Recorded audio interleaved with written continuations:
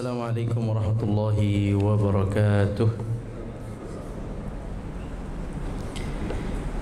Alhamdulillahi rabbil alamin, wassalatu wassalamu ala ashrafil anbiya'i wal mursalin wa ala alihi wa sahbihi ajma'in.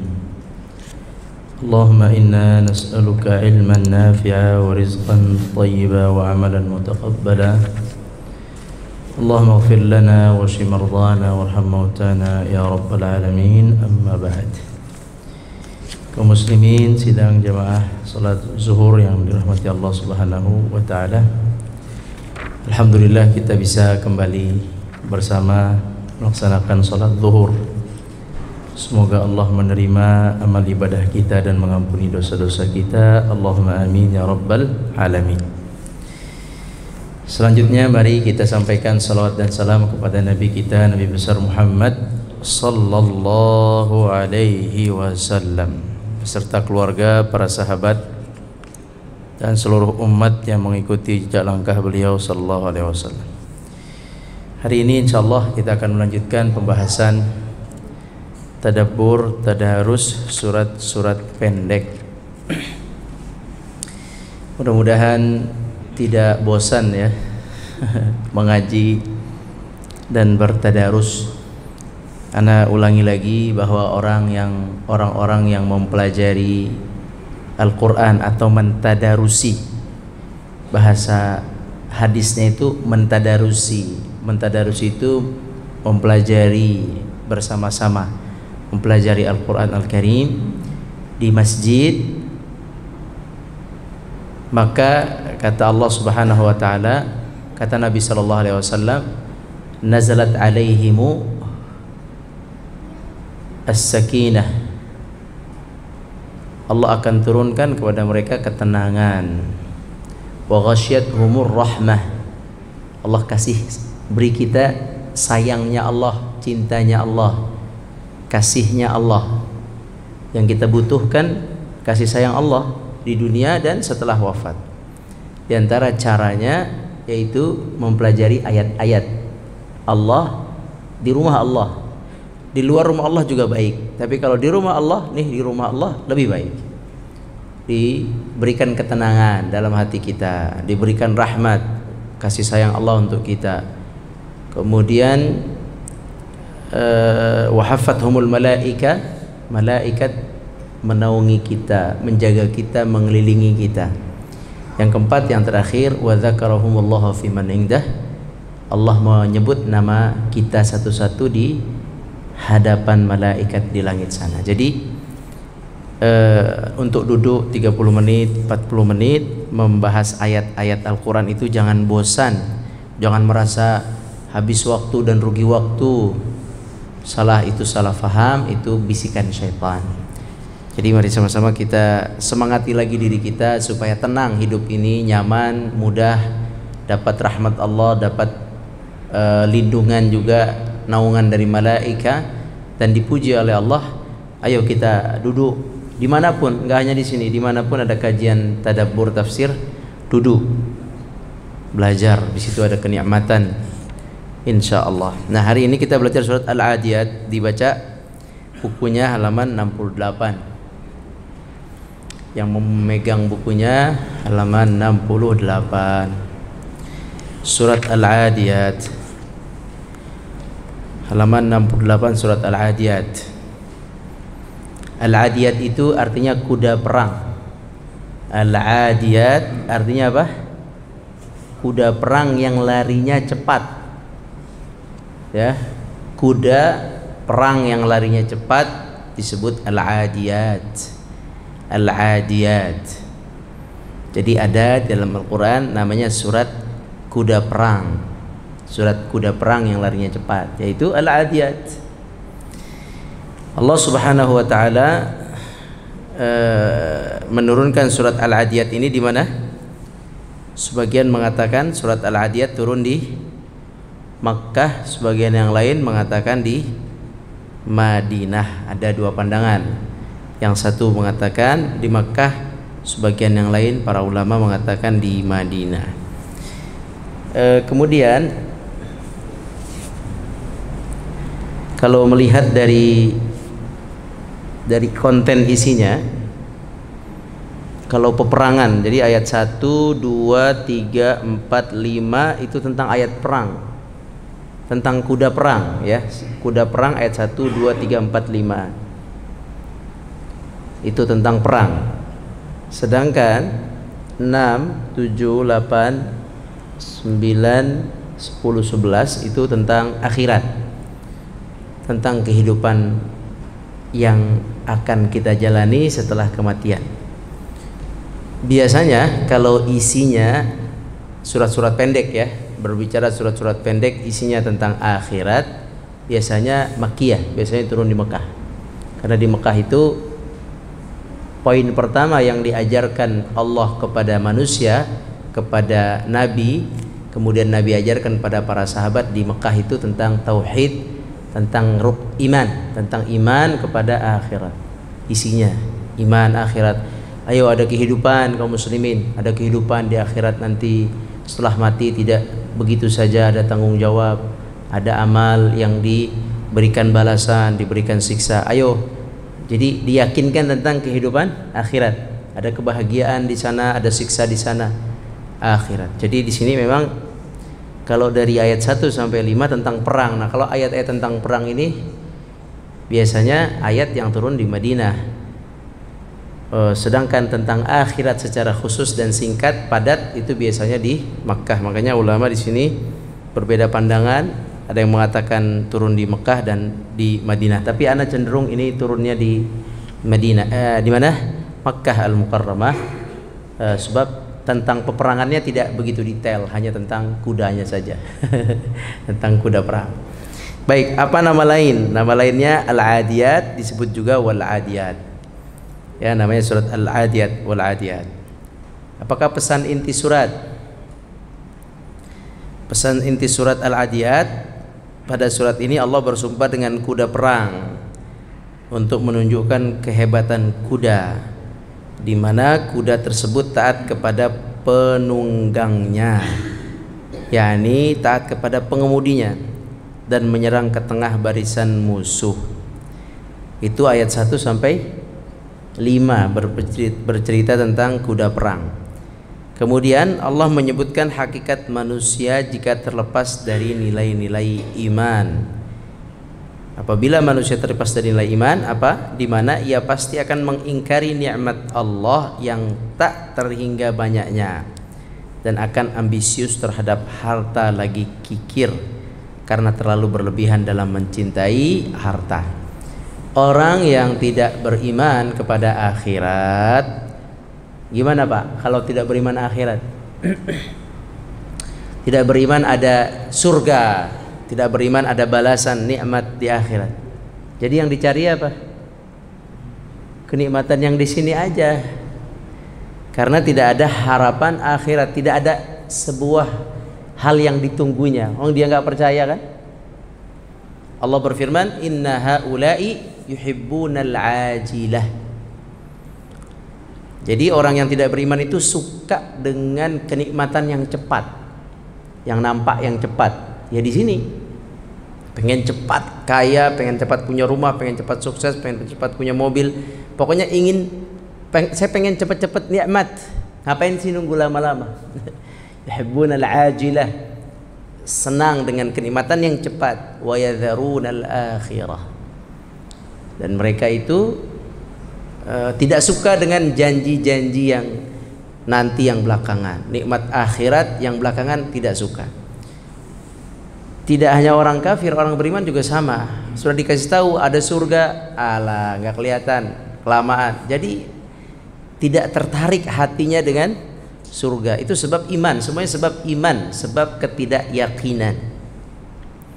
Jadi orang yang tidak yakin terhadap, bapak-bapak ibu sekalian, yang tidak yakin nih ada surga nih, antum tidak berharap masuk surga, udah berarti akan antum atau kita naudzubillah akan terjerumus kepada tipu daya manusia ini, kenikmatan yang sementara ini. Padahal kita semua sepakat ya, kita sepakat ya semua, kalau kita kumpulin harta sebanyak-banyaknya kita tinggalin nggak di sini, sepakat nggak? ya khalas. Ya mau bangun pulau apa kek, mau bangun gedung apa kek, ya, apapun yang antum bangun, antum sepakat nggak kita akan tinggalin? Khalas, udah, terus apa lagi? Nah, kenapa sih manusia masih udah jelas, udah yakin gitu, sepakat kita tuh akan tinggalkan, yakin. Ya, pernah nggak berpikir satu ketika antum di rumah antum ngelihat anak antum, kalau saya wafat saya akan tinggalkan? Pernah nggak antum berpikir gitu? Kalau nggak pernah, berarti terlalu tarkanu ilaiha, terlalu cenderung ke dunia sampai nggak ingat adanya mati buat diri sendiri aja nggak ingat. Ya, mati buat diri sendiri aja nggak ingat, padahal pasti Syekh. Antum mau lari dari mati, mustahil. Hidup pakai alat mau? Hah? Yang napas buatan mau? Dilihatin orang, keluarga juga capek nungguinnya. Ya, ini muskilah. Masalah seorang mukmin, masalah manusia, mati yang nyata itu menjadi tidak nyata sebab tipu daya dunia yang begitu tajam. Kalau kita kan orang beriman, harusnya seberapa tajam pun tipu daya ini nggak peduli saya. Saya ingat ada surga. Kalau ingat surga, ingat ada kematian. Ini semua akan saya tinggalkan. Saya akan wafat. Itulah iman, ya, iman. Beriman kepada Allah Subhanahu wa taala dan hari akhir. Kunci kaum muslimin supaya kita tidak tarkan, kita tidak ar-ruknu ila dunya, tidak tidak jatuh atau tidak berpangku kepada dunia ini. Dunia secukupnya silahkan. Jika Allah bukakan rezeki, alhamdulillah. Jika tidak, sabar. Orang miskin, orang muslim yang miskin itu nggak bersedih, harusnya nggak bersedih. Ngapain bersedih? Antum pernah dengar cerita Qarun kan? Waktu Qarun keluar bawa harta yang begitu banyak, emas berapa miliar atau triliun itu yang dia pakai di badannya itu, emas semuanya. Kemudian kunci gudangnya diangkat, dipikul oleh manusia. Coba antum bayangkan. Nah, saat itu manusia terbagi dua yang melihat. Yang golongan pertama mengatakan seandainya kami seperti diberikan seperti Qarun. Itu antum bayangin, tidak ada begitu berpikirnya, seandainya saya diberikan seperti Qarun. Yang satu mengatakan wailakum, hei celaka kalian, thawabullahi khair, lihat, pahala Allah lebih baik dari yang dimiliki Qarun. Itu kan sesuatu pemahaman yang indah sekali. Dia belum ngelihat pahala Allah yang Allah akan balas. Dia belum ngelihat surga. Dia belum lihat, belum. Tapi dia sudah menerima berita itu dan meyakininya sampai keluar dalam sebuah statement, thawabullahi khair. Lebih baik dari yang kalian kumpulkan, dari yang dimiliki oleh Qarun. Artinya, seorang yang beriman kepada akhirat itu dia akan mampu menahan diri dari kenikmatan dunia ini dan dia akan merendahkan seberapapun banyak nilai kekayaan dunia ini, rendah dia baginya, sebab dia meyakini surga sudah jadi keyakinan. Ada sebuah kenikmatan, apa disebut dalam Al-Quran, aliyahum thiyabu sundusin khudru wa istabraq, wa yutufu alaihim wildanum mukhalladuna idza ra'aitahum hasibtahum lu'lu'an manthura. Antum akan dilayani di surga dengan para pelayan yang kalau antum lihat saking banyaknya, saking indahnya pelayan kita itu sama seperti mutiara bertebaran. Kalau antum lihat itu pelayannya, Syekh, itu bukan di make up, itu begitu udah antum lihat begitu indah mereka seperti mutiara bertebaran. Ya, wa idza ra'aita thamma ra'aita na'iman wa mulkan kabira. Nanti kalau engkau melihat surga, engkau akan melihat nikmat yang besar, agung, dan kerajaan yang besar, masing-masing dapat.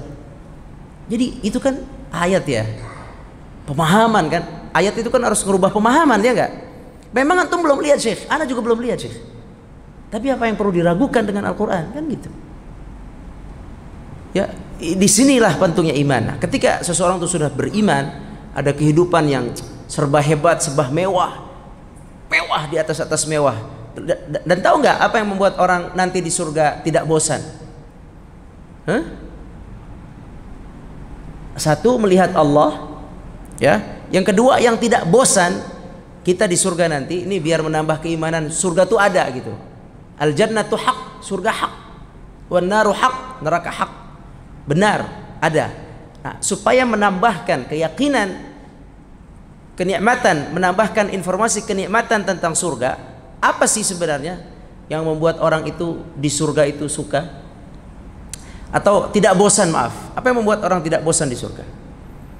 Pertama, melihat Allah, nikmat melihat Allah. Yang kedua adalah lahum ma yasha'una fiha waladaina mazid.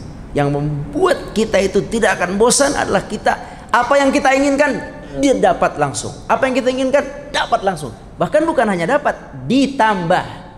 Dan gak perlu usaha. Itu yang dilakukan orang-orang di dunia saat ini.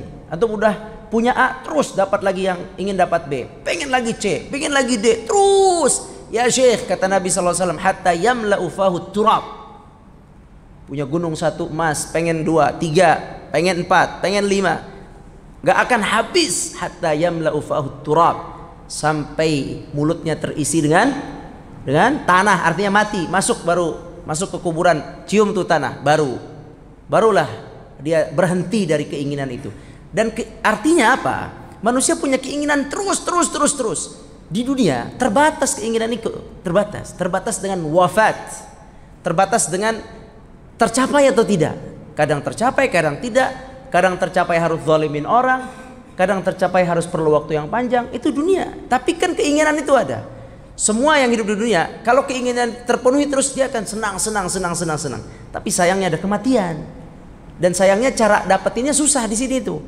Harus bisnis, harus belajar, harus macam-macam lah, nggak gampang.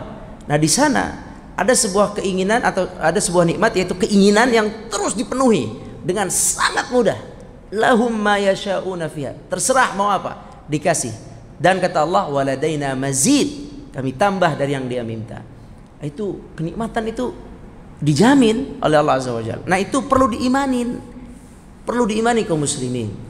Al-Quran turun untuk merubah cara pandang kita, cara fikir kita, cara yakin kita. Itu perlu dibangun di suami, di istri, di tempat kerja, di teman kerja, dibangun supaya ketika dia mendapatkan kenikmatan besar di dunia, dia tidak terkagum-kagum dengan dunia ini. Biasa aja, dia bersyukur saja sudah. Dan ketika dia miskin, dia bersabar, tidak ada masalah. Ada kehidupan yang dijanjikan oleh Allah Azza wa Jalla yang disebut dengan surga. Dan itu pasti kaum muslimin. Jangan ragu apa? Jangan ragu, harus kuatkan, jalankan, bismillah, belajar.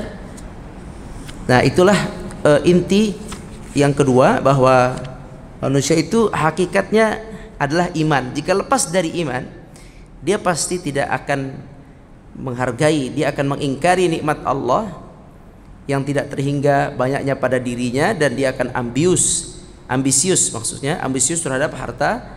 Kemudian kikir, pelit, takut fakir, takut kurang, dan dia akan terlalu berlebihan dalam mencintai harta. Nah, karena dia tidak ada harapan kehidupan yang belakangan. Itu kurang lebih muqaddimah dari surat Al-Adiyat. Kita baca aja dulu, ambil keberkahan suratnya ya. Sama-sama. Silakan dibuka mushafnya, kita baca. A'udzu billahi minasy syaithanir rajim.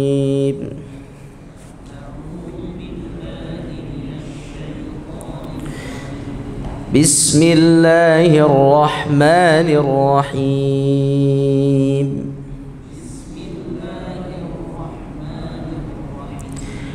Wal 'adiyati dhabha fal muriyati qadha fal mughirati subha فأثرن به نقعا فوسطن به جمعا. Nah, sampai situ kita baca tafsirnya sekejap, ayat 1 sampai 5, tafsirnya halaman 70. Wal 'adiyati dhabha, Allah bersumpah dengan kuda yang berlari hingga terdengar suara nafasnya karena sangat cepatnya ia berlari. Wal 'adiyat adalah kuda yang berlari cepat. Kemudian fal muriyat, al muriyat adalah yang memercikkan api. Jadi kuda itu kakinya kan ada sepatunya itu, dia bisa memercikkan api ketika bergesekan dengan bebatuan. Bebatuan di gunung-gunung batu atau batu-batu yang ada di gurun pasir atau kerikil-kerikil yang ada di gurun pasir. Apabila kuda itu berlari cepat, itu di ayat ini disebutkan bisa memercikkan bunga api. Anda belum pernah lihat, tapi ini berita dari Allah Azza wa Jalla, di mana nggak mungkin nggak terjadi, pasti bisa. Ya, ketika dia berlari kencang, tak tak tak tak gitu. Nggak tahu kalau ke aspal. Ini dengan kecepatan ya, bukan kuda delman. Delman kan pelan. Dengan kecepatan tak bisa terjadi percikan bunga api. Ini juga ayat ini masih menjelaskan tentang hebatnya kuda-kuda yang digunakan untuk perang. Disebut al-adiyat tadi, kemudian muriyat adalah apa tadi? Muriyat memercikkan api, qadha dengan gesekan antara sepatunya dengan batu-batuan. Kemudian fal mughirat, mughir artinya menyerang. Mughirat yaitu kuda-kuda yang menyerang musuh di waktu pagi hari. Kuda-kuda yang menyerang musuh di waktu pagi hari. Fa atharna bihi naqa, lalu ia menerbangkan debu-debu karena sangat kencangnya berlari.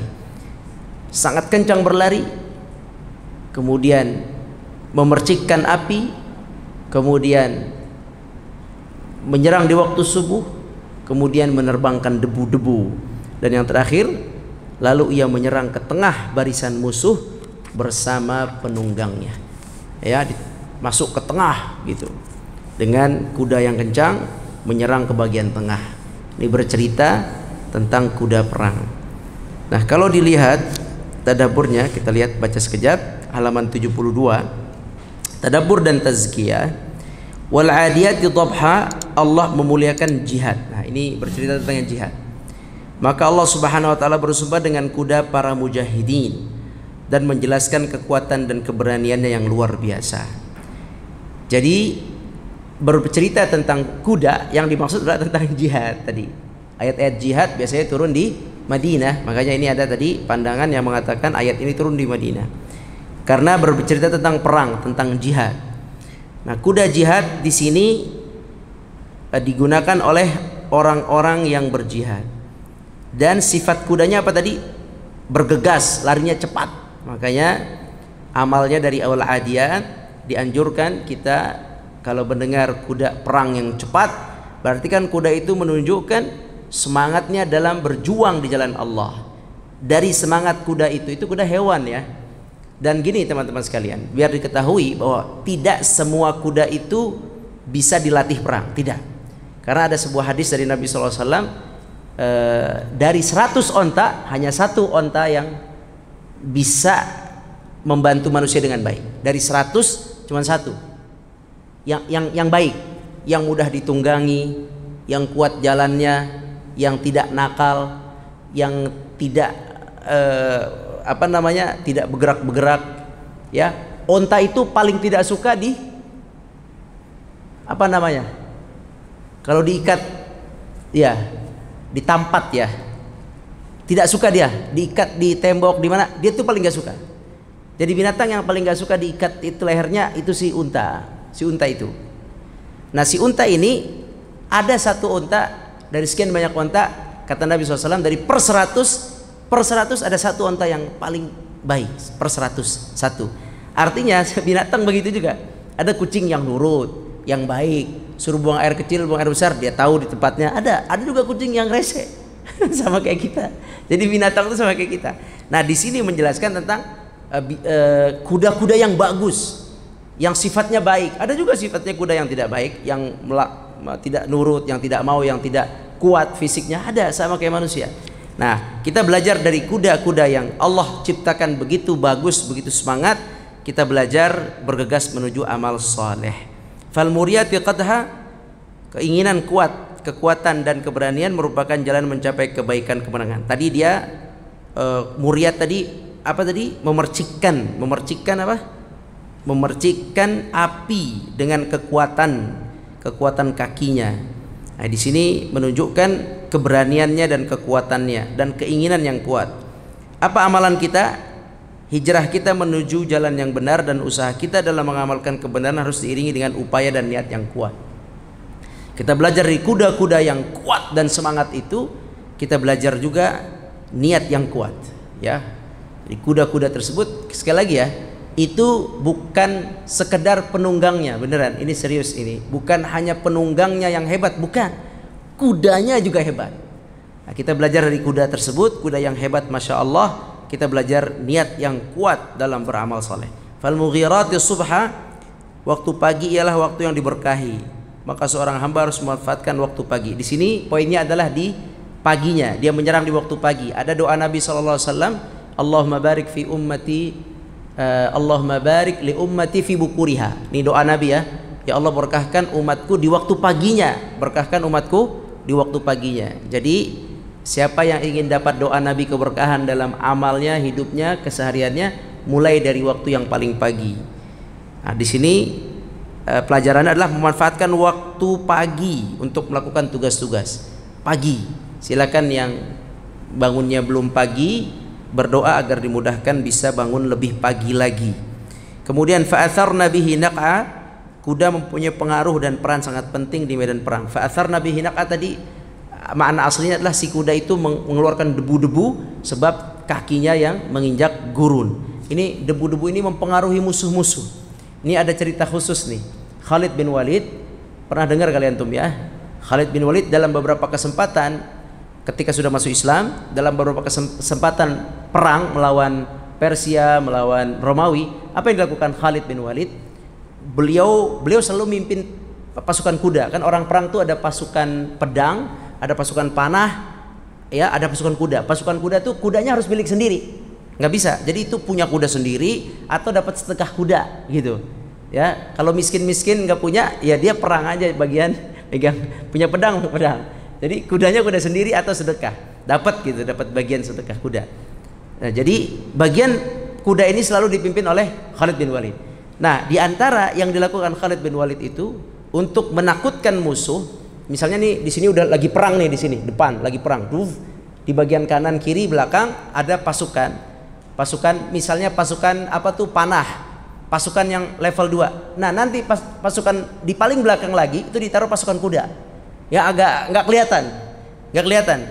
Nah, pasukan kuda itu nanti ada kodenya, disuruh oleh Khalid bin Walid untuk bergerak gitu, bergerak di tempat, kudanya bergerak di tempat untuk membuat apa? Debu di mana gerakan itu membuat sebuah pemikiran dari pihak musuh ada bantuan kuda. Ya, gitu, itu sering dilakukan. Gitu, dari sini dari sana seolah-olah ada kuda yang baru, padahal itu simpanan di belakang itu, simpanan memang ditugaskan untuk asarna tadi, mengangkat debu dengan kakinya. Itu salah satu trik zaman dulu lah, sekarang nggak tahu bagaimana, tapi zaman dulu triknya begitu. Nah, dia punya pengaruh menakutkan musuh dengan debu-debu yang diangkat dari kakinya. Nah, kita harus memberi pengaruh juga ya. Kalau tidak bisa memberikan pengaruh rasa takut kepada musuh, ya pengaruh baik kepada masyarakat, pengaruh yang baik. Yang terakhir, fawasatna bihi jam'a, derajat tinggi di sisi Allah adalah harapan seorang hamba, yaitu hamba yang berupaya menjaga dirinya dari maksiat dan mengajak orang lain, berusaha menduduki kedudukan tinggi di tengah masyarakat agar menjadi pemimpin bagi mereka dalam ketaatan. Fawasatna, sebenarnya apa sih makna fawasatna? Fawasatna tadi membelah pasukan musuh. Ini ada beberapa sahabat yang punya kebiasaan, keberanian. Kalau perang dia akan selalu dia akan langsung masuk ke tengah dengan memegang pedang. Kalau Khalid bin Walid yang ana baca ya Allah alam itu beliau bisa pegang 2 pedang. Jadi kuda kan harus dipegang jalan itu ya, harus diginikan kan. Antum pernah lihat nggak? Coba lihat deh di YouTube. Bagaimana al-khailul arabi, bagaimana orang Arab mainin kuda. Bisa diri di atas kuda, Syekh. Kuda dia diri di atas. Ya, di YouTube ada kok. Anda pernah lihat al-khailul arabi, kuda Arab gitu. Diri di atas kuda, di gurun. Masya Allah, berdiri sambil ininya sorban. Jadi kuda itu bisa lari tanpa Udah lepas kendaraan itu. Nah, ana baca Khalid bin Walid itu dia mampu Zubair Khalid tuh. Zubair terkenal ya, Zubair bin Awam Khalid itu mampu megang pedang 2, itu kuda jalan sendiri. Bukan main itu. Ya. Bukan main itu. Nanti kanan kiri ngebelah, namanya membelah pasukan. Nah, itu fawasatna. Ya, posisi tinggi itu. Fawasatna bihi jam'a, dan itu tidak semua sahabat yang mampu itu. Ya, karena kudanya dilepas. Jadi kudanya udah pinter sendiri. Kuda itu kan setahu ana ya, ana belajar kuda juga tapi jarang. Tapi ana tahu tuh, kalau dikananin kan dia ke kanan saat ya. Kalau dikiriin dia ke kiri. Kalau ditarik dua-duanya dia ngerem kan gitu ya. Kalau dipukul dia jalan kan gitu kata tukang kuda waktu kita belajar kuda. Nah, jadi ini dilepas ya. Gak tahu kan? Subhanallah.